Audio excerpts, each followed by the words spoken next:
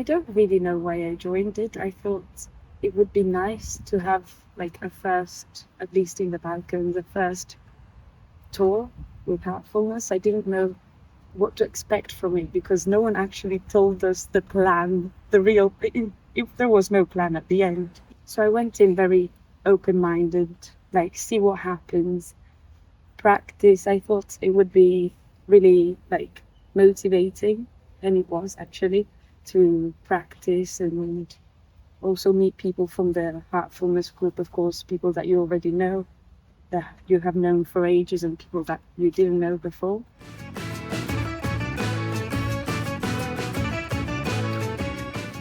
So I think at first it was just, for me, an opportunity to discover a new place. I didn't know anything about the Balkans, and I thought, yeah, it would be just a wonderful opportunity and a different atmosphere as well to be discovering a place. And then I heard a little bit more about Branimir's vision, and that also was super motivating to know, to have this idea of having a tour where we dynamize and we learn not only about the place and the culture, but also about how heartfulness works here.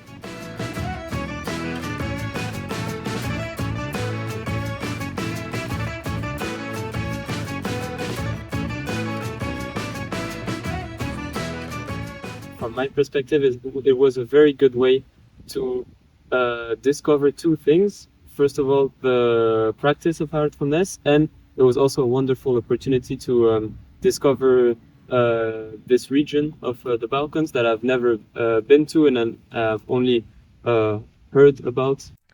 I think I had a lot of struggles before the trip on the amount of driving we had to do.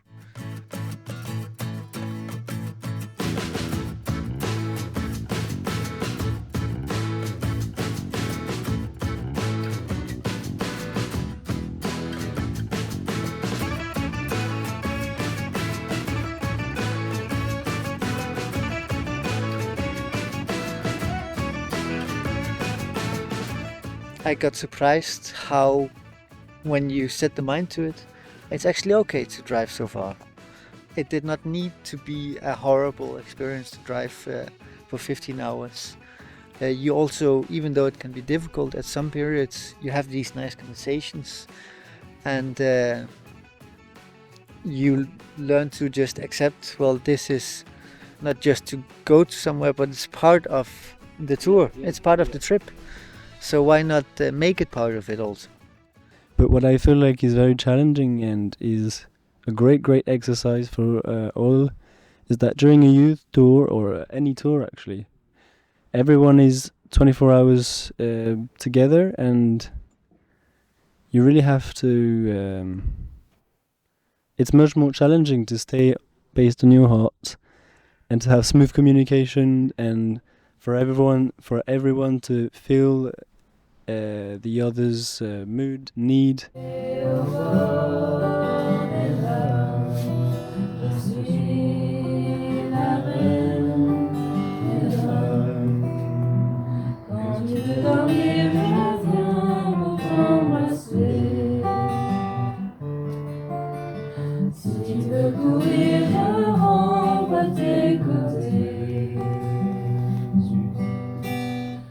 Compared to those trips, I find that we have found a lot deeper conversations than what I usually have with friends that I go on trips with. What we gained from this trip, I think many outside have seen it as a holiday that we get, but in some, like in the physical aspects, it looks a lot like a holiday. What we're doing is nice, but when we go deeper throughout the days, but also in the future, I think we'll look back and learn stuff after the trip that we have gained here that is not yet visible to us. We have learned a lot that we don't know yet, but I also think we have learned a few stuff here, both mentally and spiritually.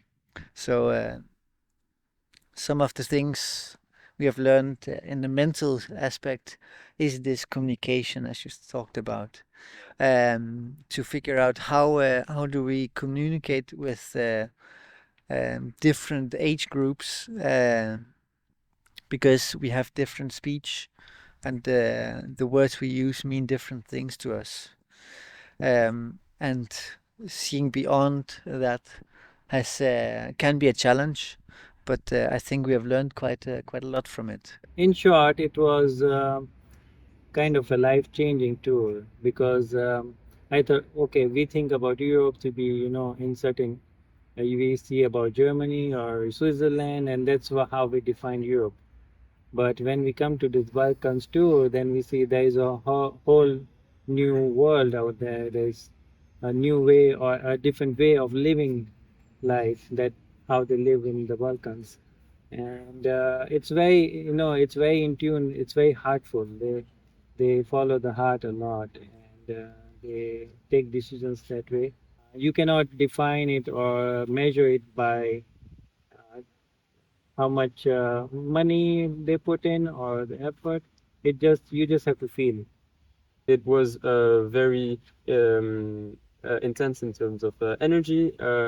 We did a lot of things in a very short period of time, but it was also inspiring to realize that it is possible to do such things within the Balkans. I really discovered this diversity, actually, because we went to Dubrovnik in Croatia. After that, we went to Skopje in Macedonia, crossing a lot of borders, and now we are in Belgrade. And what really got my attention was really the diversity of the cities, of the lifestyles. From what I saw, which is very superficial, of course, but it was really eye-opening, because we tend to associate the Balkans as one group, but it was really interesting to discover this diversity. And also I really liked the food. Wonderful.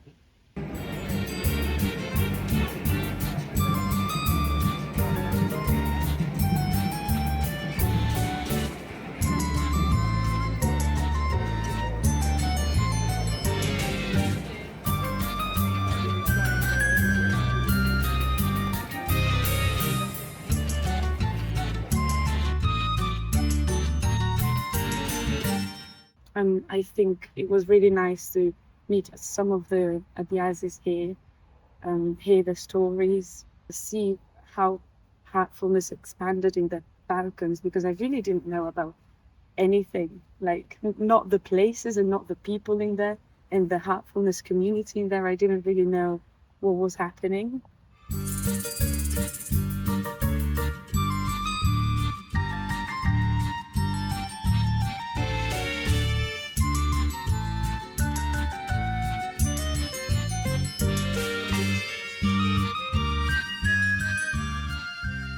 Afterwards, every time we are all like, it was so amazing. It was such a great time, and like I learned so much, and I also innerly I developed myself, and I learned things about myself, and I interacted with others. Such a great experience on many different levels.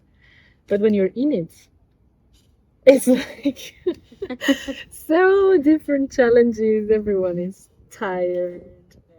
You need to adapt to the group energy, which is not always easy because different needs, different person.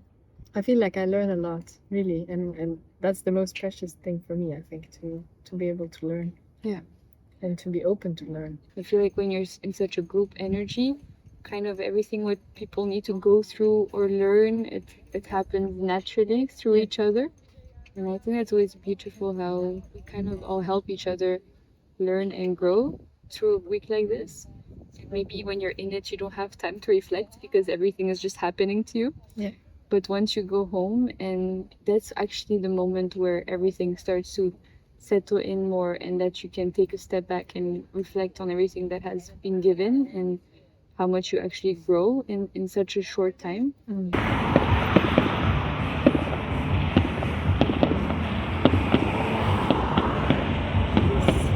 This trip was even more different because we were an intergenerational group, and I think it's a beautiful initiative to get different generations to discuss topics and to really live together for a week, because you really see how there's also sometimes miscommunication, or there's a lot of preconceived notions about how different generations are or how they see things. We talked a lot about differences, but when you look at a group like this, we of course have different backgrounds and we have different lives and we have different times experience, because especially like in the last maybe 50 years, I feel like the world has shifted so much that when people 50, 60, 70-year-olds are talking about their childhood, it feels like a completely different world altogether.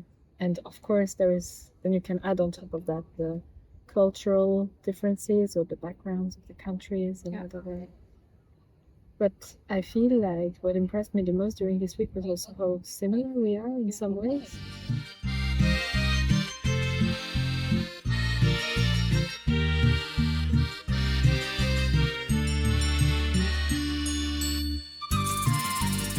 You know, I was at some point during this week, I was thinking, okay, what am I going to look like when I'm 60 or 70? Like, I'm getting so irritated at this discourse. Like, I feel like it's very defeating and like the world is in such a state. And then you get so heavy innerly and you're like, okay, let's not talk about the problems. Let's try to find solutions together and get positive energy about it. Like, what am I going to do when I'm that age? And I think what you said about keep remaining open in a way and listening and open also to yourself to change your mind and completely shift your position from one to the next, and that it's perfectly fine. That is something I want to keep for when I'm 60 or 70. Don't think you have ever reached the goal, because you're actually just at the start, and it will change radically whatever as you move forward. So one thing, if you want to not stop your progress, it's to not think that you're done.